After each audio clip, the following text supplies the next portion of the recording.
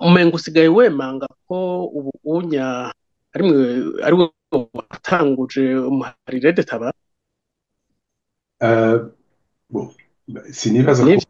sinibaza ko hari ibintu ari binakenewe kuja muri izo mbari zo kuvuga ni bande batanguje retabara. Retabara yatangujwe n'abarundi. Reka tu ivyo ari byo byose yatangujwe n'abarundi.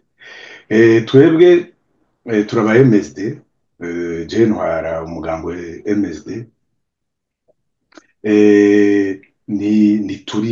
Sintwara retabara, ivyo ndabisubiyemo.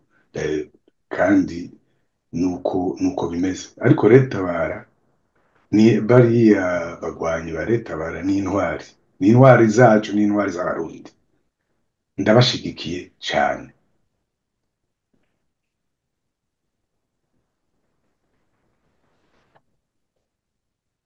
Hoba hari ibikorwa umugwire detaba uravugwa nk'uko bivuze urahari, mugabo ibikorwa ntavyo canke bikorwa mwibanga, wewe umugenzi wabo canke wewe mushikira, hari ibikorwa byo gukiza abarundi. Bon, ku bwanje ibikorwa bya bya gisirikare si ukurasa gusa. Ibikorwa bya gisirikare ni byinshi. ibikorwa ibikorwa bya gisirikare, urigisha abasirikare, uragira iperereza, urabamenyereza, ukiga na ryari umwanya wawe ushobora gutera umwanzi. Ahanini mu byo tuzi twumva, ni uko umuharire tabara uri muri Kongo, urahanganye n'abasirikare b'abarundi, baragwana. Ibirindiro abasirikare b'abarundi bari bariko, retabara yarabibakuyeko bitari bike. Bari muri Kongo. Kongo nayo iri mu ntambara. eh, barafise ibibanza byabo, nibo batunganya ibintu bya gisirikare. Ibintu bya gisirikare bifise uko bitunganijwe. Kugwana birafise umwanya wawo kuko birategurwa. ivyo ivyo navyo biraba abantu bategura bajya abasirikare nyene n'abakuru babo ba gisirikare babitegura. Umuhari urwanya leta y'Uburundi Rede Tabara wagiye uragirizwa ko wagiye uragandagura abarundi bagenzi babo bari batanguje ibikorwa vya gisirikare byo kubora igihugu, harimwo abo muhari Forebu na FPB. Abango ibirindiro vyabo byaratewe n'umuhari wa Rede Tabara, mbere hakavugwa n'ubwicanyi bwakorewe mu bwoko bw'abatutsi b'abanyamurenge bo muri Kongo, nabo bamuhari Rede Tabara. Ibi hari ico ubizi? Bwa mbere, kumenyesha amakuru, nta nimba Retabara yaragwanye canke ikagira ivyo yakoze, mwe murashobora kubirondera mukabironka. Niko kazi k'abamenyesha amakuru. Kandi iyo muriko muravuga ngo Retabara yarishe abantu b'abanyamurenge, mwe muri abamenyesha amakuru, mugenda mukagira amatohoza mukavyerekana. Nimba ari vyo mukabishyira ahabona. Atari vyo naho mubandanje mubivuga, bavyita slogan. Je niko ndabifata. Muvuze ngo Retabara yarateye abantu, yarisha abanyamurenge, nimugende mubirondere, mubitohoze, muzane amazina y'abo bantu b'abanyamurenge yishe, muvuge aho baturuka, ni bande, imiryango yabo, muvuge ryari vyabaye, circonstances zihe, abaresponsable bo mu gisirikare babikoze. Ivyo vyose nuko bigenda. Mu murabamenyesha amakuru, genda mubirondere. Nta hantu na hamwe birigera vyandikwa, birigera bivugwa n'abantu baba bariko baracyoza Retabara. Nimugende namwe mubigarukana, nimugende mubitohoze, mubizane. nabyo byo kuvuga ngo baragandaguye abaforebu baragandaguye ariko ukumbure kubitohoza kubitohoza twahereye iwawe kuko wowe urabashikira kumbure nivyo turashaka kuzobitohoza kandi murazogenda mu twatangwe ko murazogenda turiko mu bito turabisaba k'umuco twari twibaza ko hari ico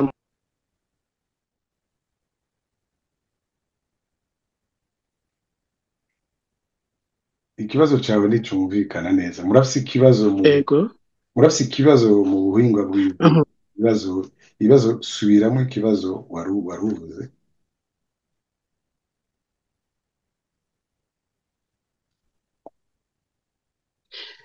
oya nariko ndavuga nti amatohoza twayatanguye nuku nyene twariko tuyahera iwanyu kumbure tuzoheza tugerageze no gushikira bari abo bivyega abo bivugwa ko turabe ko hari umuco botanga niyo mpamvu twari tukibajije ariko inyishu waduhaye twayumvise.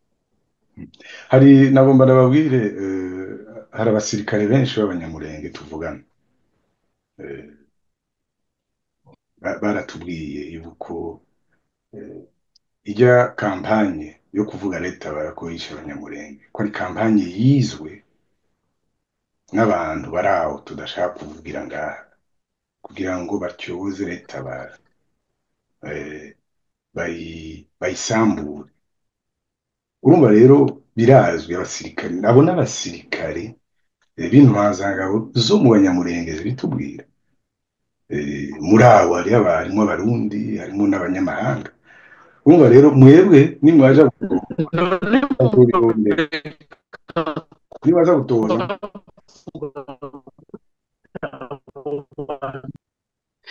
ego nariko ndavuga nti iki ni ikibazo nkoramutima ni ikibazo kidasanzwe kuba umuharire detabara ukorera mu mashamba ya Repubulika Iharanira Rusangi ya Kongo bikaba bivugwa ko yoba iheze ikagandagura abo banyagihugu na cecane bo mu bwoko bw'abatutsi abanyamurenge hama wewe ukavuga ko hari abantu mwaganiriye bavuga ko iyo ari kampanye yo gutuka uwo muhari canke wo gusubiza hasi canke wo gushaka guca intege umuharire detabara.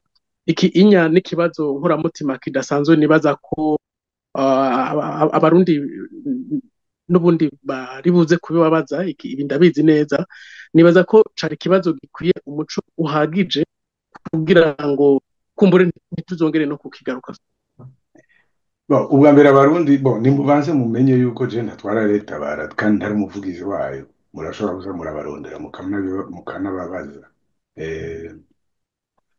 ivyo ngomba gusa kuvuga ngaha nuko bayinyegeka ko cyane mugabo ko abantu mutegereza kumva yuko abantu bose b'intwari barondera kwirukana iya ntwaro uko baba kose naho inguvu baba bafise ziba ari nke naho zizoteba ziduge naho baba bafashe ibuye bagatera iya ntwaro abo bose tuzobashigikira twebwe tuzobashigikira kuko ijya ntwaro ntayo dushaka turayirwanya kandi ntituzoruhuka tutayisenyuye nitutabishobora abana bacu bazobishobora abana bacu nibatabishobora bizoshobora abuzukuru bacu ni ibintu tutazohagarika ni ibintu tudashobora guhagarika turizeye yuko tuzoyisenya rero ikibazo cyo kumbaza ibintu mwe muri abamenyesha amakuru cyo kubaza ibintu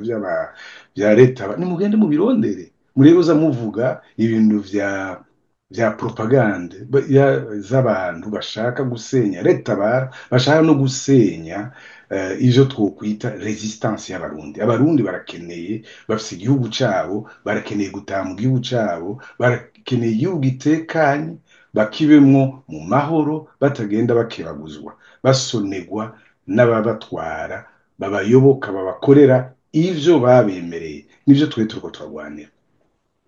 Yavuze ku bintu vyerekeye leta bara ati jewe si je ndayitwara urumva hari ibibazo bimwe bimwe ntashobora kwishura barafise umuvugizi wabo mugabo ikibazo jewe ncangira nobaza ni kimwe sino kumengo hari conference yabaye le 1er mars aho yavuga neza ati leta bara n'umwana wa MSD ati leta bara iva muri MSD none urumva dans ce cas umuntu yoheza agafata iki kumengo bica biza bitandukanye n'ivyo yarahije kuvuga uyu munsi. Alors wavuze ko navuze yuko Retabara yavuye muri Buzeye, bon sinshobora kubiharira, nta na rimwe mparira ivyo navuze. Kuvuga yuko Retabara yakozwe n'urwaruka rwinshi rwavuye muri MSD, benshi nivyo bavuye muri MSD, si ukuvuga yuko MSD itwara canke jewe ntwara uwo waro, kuko baritandukanye na MSD bagenda kubaka lutte militaire, kurwana urugamba ruciye mu ngimba. Kuvuga ko ariko nduze mugabo ndemanga nyene yuko nduze kujya CNDD FDD yavuye muri Frodebu. Uno munsi hariho Frodebu, hariho na CNDD FDD. Voilà. Igitandukanye amwe twebwe na Nduzeye nuko jewe personnellement ndashigikiye ko sinshobora gukora bijya bakora, ntavyo nshoboye, nta bubasha ndabifitiye, nta n'ubumenyi ndabifitiye, mugabo sinteye kubiri nabo. Nivyo nshaka kubiba clair, nababwiye yuko hari Nduzeye, hari abatwara Retabara yafise abavugizi, yafise na commandement yabo.